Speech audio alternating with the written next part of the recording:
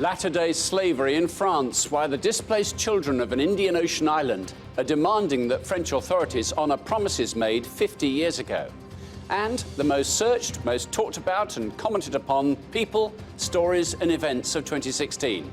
I'm Martin Stanford. This is Inside.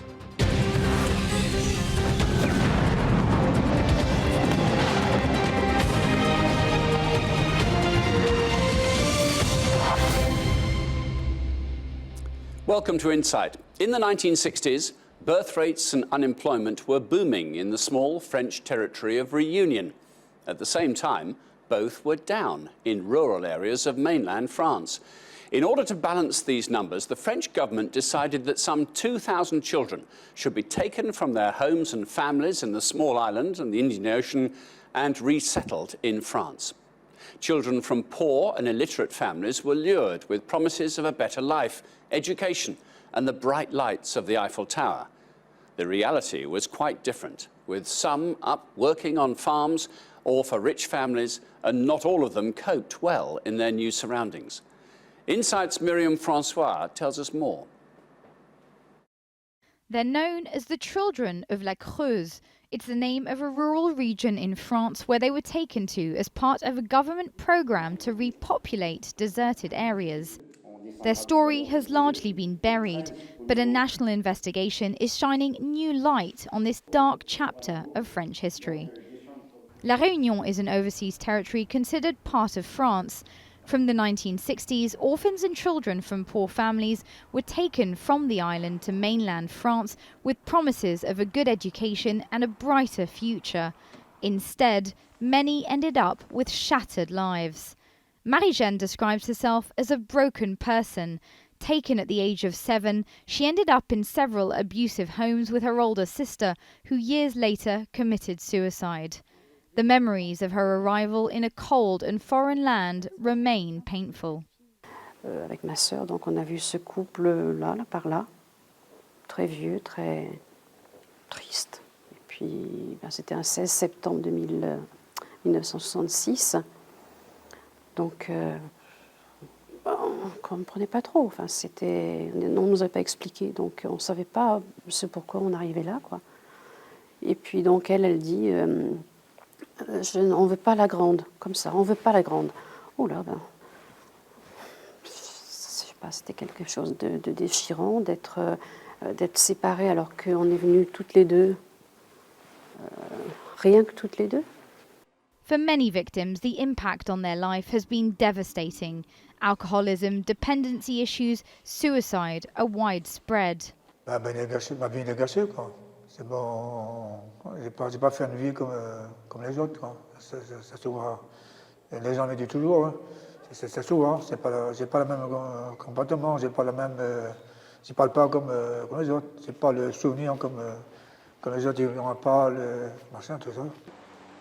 It was at this children's home in the Creuse region of France that some of the 2,150 children taken from the island of the Réunion by the French government in the 1960s first arrived. From babies to teenagers, they were taken from here to repopulate parts of rural France, in many cases against their own will.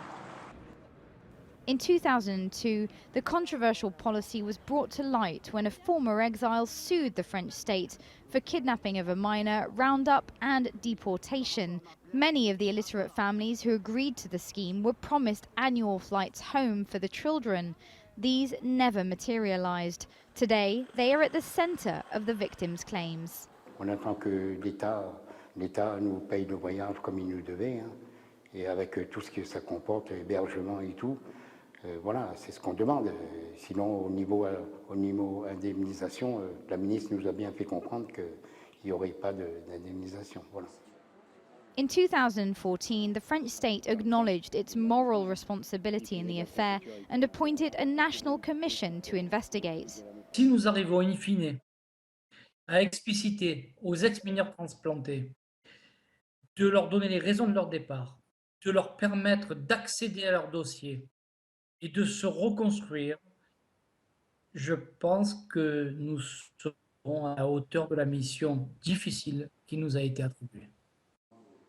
But for the victims, the enduring impact of their stolen childhood remains, and they fight on for their dream of a return to the island of their birth. Myriam François, TRT World, La Creuse in France. Well, to discuss this further, I'm joined by Tamsanqa Zhu, who's an Africa analyst specialising in decolonisation.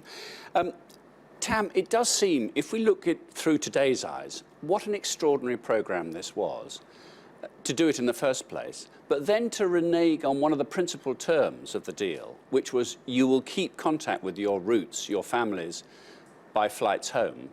They've never been honoured.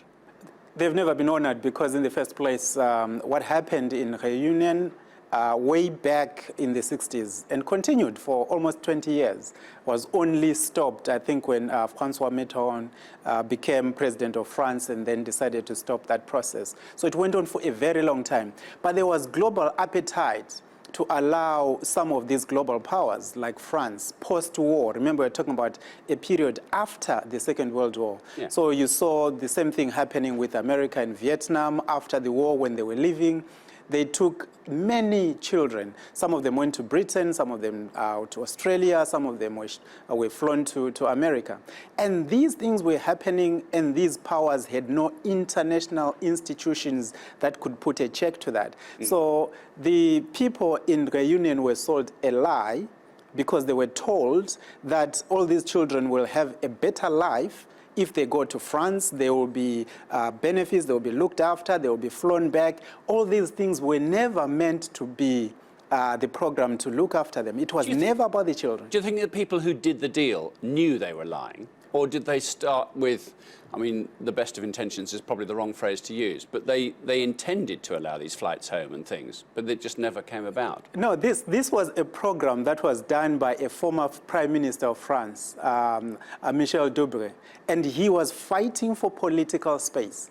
After Algeria, he failed to Algeria was getting independence under his watch. Yeah. So at that time, President Charles de Gaulle decided to replace him with Georges Pompidou. And there was a political battle that he was fighting. So he relocated to Réunion. He was not from there. He had only been there just for 24 hours before then. Decided to be a member of parliament there and implement programs to stop Réunion from breaking away from exercising its self-determination, and decided to integrate by bringing all these children.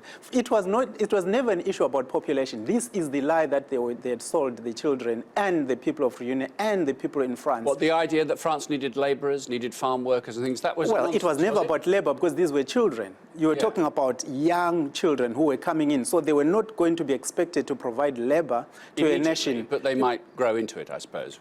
Well, that's different. This will be the politics. France, remember, this was a politician who was to the right of French politics. And from a racism element, at that time it was rife, it was not under check, it was something that they were able to do, which is why they were keeping colonies in the first place, because they saw themselves and defined themselves as more superior. So at that time, it was just, for him, he wanted to integrate Réunion into part of what is France. So Réunion was able to get maybe even being considered as part of the metropole, part of the French territory, in a way that was different from how the others had been seen before. Why? It was mainly to stop them from breaking away. Why did Réunion not break away and become self-determining when an island, you know, just a few miles to the west, Madagascar, huge island, one of the biggest in the world, did get independence in the 1960s?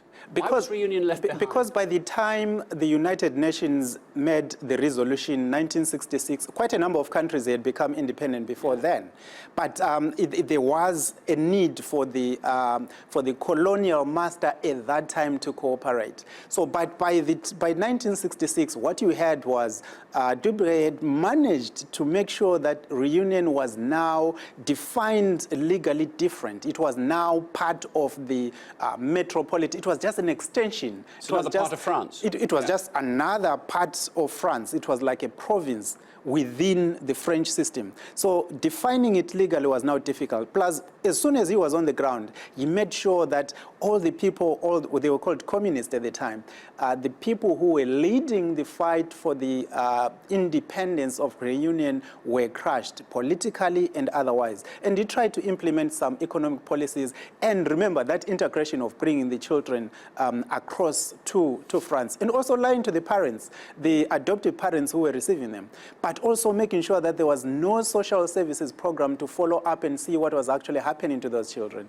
So those that were being abused had no way to report, had no way of knowing that was a how they deliberate could act to try and break any lines of communication that existed back then. If we spin forward to today and we go to Reunion today, is there a reciprocal concern about these 2,000 or so souls who went taken off to France? And do they want their rights to be restored, or has time moved on? No, time has not moved on because the issues are still raw. I remember I was in France in 2002, just after Lionel Jospin had lost to Marine Le Pen's father in the elections, and Chirac then became, continued as president. He won another term. They brought, I think it was Jean-Jacques Mastrel, he brought a case for compensation and for France within the institutions to accept that a wrong had been made, had been done, and they needed to address that case.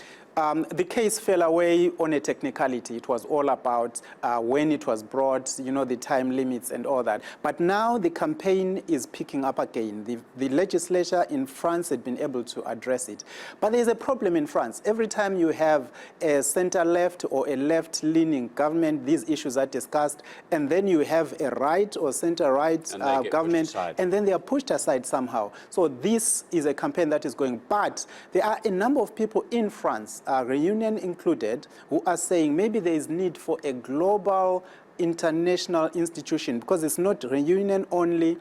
Britain sent some children to Australia and other places. Ireland had its own problems. Vietnam, we were speaking about it earlier. There are many countries who have similar stories. So many children who are now adults who have traumatized issues from the past, and these issues, they can only be discussed, addressed on this one platform, on a global platform, if they get together and do those campaigns. Tam Sangaju, thank you very much.